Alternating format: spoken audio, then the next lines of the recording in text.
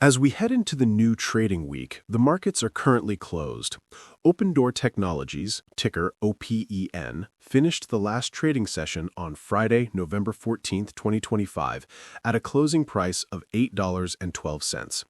It was a brutal day for the stock, which fell 0.44, a drop of 5.14% by the bell. This stock is not for the faint of heart. The intraday chart from Friday looked like a stress test, with the stock opening at 8.08, surging to a high of 8.96, and then collapsing to a low of 7.85 before settling at that $8.12 close. The expectation for many investors was that this was just another day of wild volatility for a high beta real estate name, perhaps some profit-taking after an unbelievable run. But the reality of what is happening under the surface at Opendoor is far more complex and speaks to a company in the midst of a high-stakes identity crisis. The common belief about Opendoor is that it's an iBuyer, a tech-enabled home flipper. You go to their website, get a cash offer, they buy your house, do some light repairs, and try to sell it for a small profit.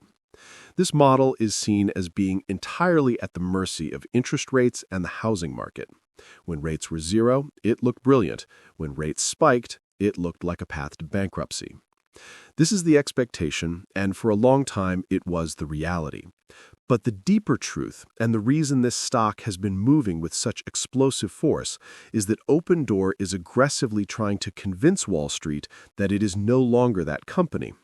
The recent Q3 earnings report on November 6th was not just a financial update, it was a rebranding event, an open house, as the company called it, designed to introduce Opendoor 2.0. This new narrative is all about a pivot from a capital-heavy, high-risk home flipper to an asset-light, AI-driven software platform. This is the central tension driving the stock. Look at the performance. This is a stock that has returned nearly 389% over the past year. It has climbed from a 52-week low of just 0.51 to a 52-week high of $10.87.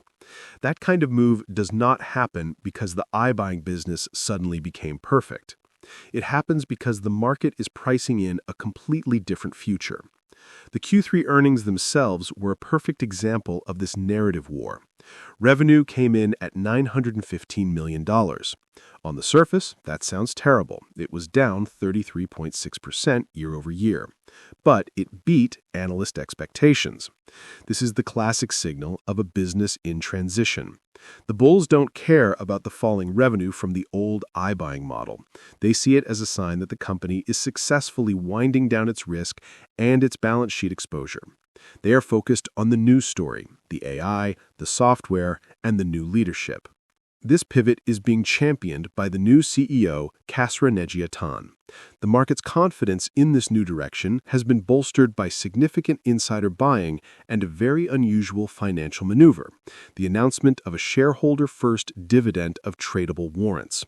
This is not a simple cash dividend. This is a complex move designed to reward long-term holders and deeply align the incentives of management and shareholders, giving them the right to buy more shares in the future at a set price. It is a bet on the long-term success of this new strategy, and it has clearly captured the imagination of a market desperate for a new growth story in the beaten-down real estate sector. The narrative being pushed on social media and investor forums is that Opendoor is becoming the Amazon of real estate, a platform that will eventually power transactions for a fee rather than taking on the risk of owning the homes themselves. But here is the massive, glaring disconnect, the reality check that grounds this bullish expectation. While retail traders and new money bulls are buying the AI story, the professional analyst community and a massive cohort of short sellers are screaming that the company is wildly, dangerously overvalued. Analyst firms like Citigroup are maintaining their sell rating. Keith, Bruyette & Woods is sticking with its underperform recommendation. And most starkly, a detailed narrative-based valuation model from Simply Wall Street, which attempts to price in the future growth story, still arrives at a fair value of just $1.87. With the stock closing at $8.12, this model suggests the company is currently 335% overvalued. This is not just a small disagreement, it is a chasm. It implies that the market's enthusiasm for the Open 2.0 AI narrative is a complete fantasy, a bubble of hype disconnected from any financial reality. This valuation gap is precisely why Opendoor is one of the most contentious and heavily shorted stocks on the entire market. The battle lines are clearly drawn. As of the most recent data, Opendoor has a staggering 160 million shares held short. This represents 21.86% of the public float. To put that in perspective, more than one-fifth of all tradable shares are in the hands of investors who are betting, often with huge amounts of capital, that the price will go down. They are looking at the 33.6% revenue decline, the negative earnings per share, the sell ratings from banks, and the 1.87 fair value estimate, and they're concluding that this is one of the most obvious short-selling opportunities of the year. Now, for investors watching this, it's crucial to understand the mechanics of this short interest. When you see a high short float like 21.86%, the first thought for many retail investors is a short squeeze. But you must look deeper. The first place to check is the cost to borrow. This is the fee that short sellers have to pay to borrow the shares they need to sell. In many meme stock situations, this fee can skyrocket to 50, 100, or even 200% on an annualized basis, making it incredibly expensive and painful to maintain a short position. For Opendoor, the cost to borrow is currently a tiny 0.66%. It is virtually free to bet against this stock.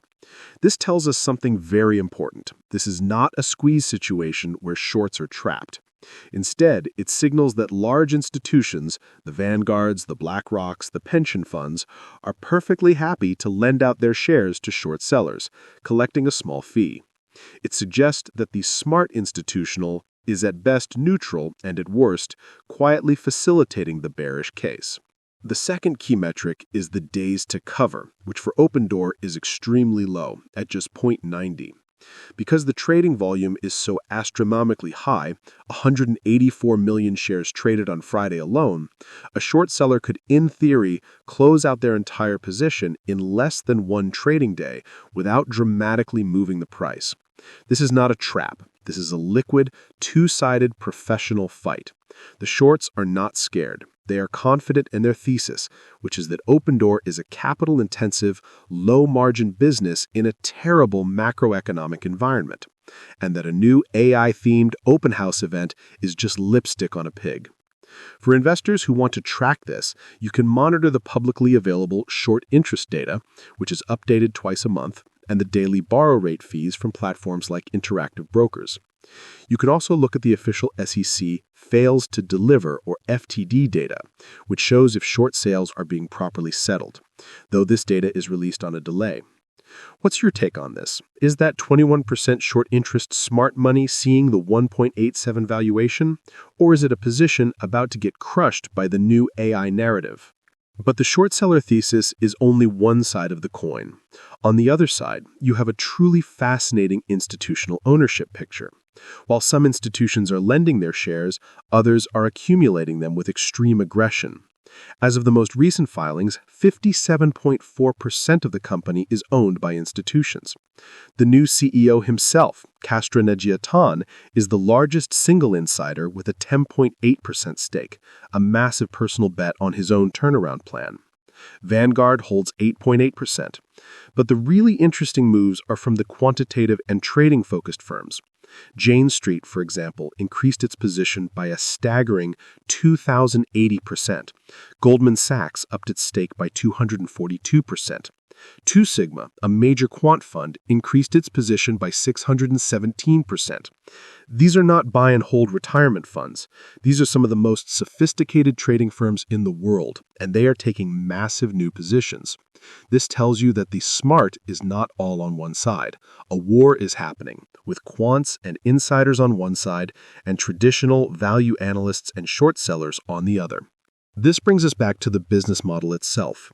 For anyone who has just started following this stock, Opendoor was founded on the iBuying concept. It uses data models to make instant cash offers on homes, aiming to provide certainty and convenience to sellers. The company then holds this inventory on its own balance sheet, absorbing all the risk of a market downturn before reselling the homes, ideally for a profit. This is what nearly bankrupted its competitor Zillow and forced it to exit the business. Opendoor, however, stuck with it and was crushed when interest rates rose. The new Opendoor 2.0 model is intended to fix this. It's a pivot towards a marketplace model. The company still wants to be the first offer a seller gets, but if the seller isn't happy with the cash price, Opendoor wants to offer them other services. List the home on the market with an Opendoor agent, get financing through Opendoor's partners, or use its other software services. The goal is to generate higher margin, asset-light fee and service revenue rather than just low margin, high-risk home flipping revenue. Looking forward, the entire investment case for Opendoor hinges on one question: can they successfully execute this pivot?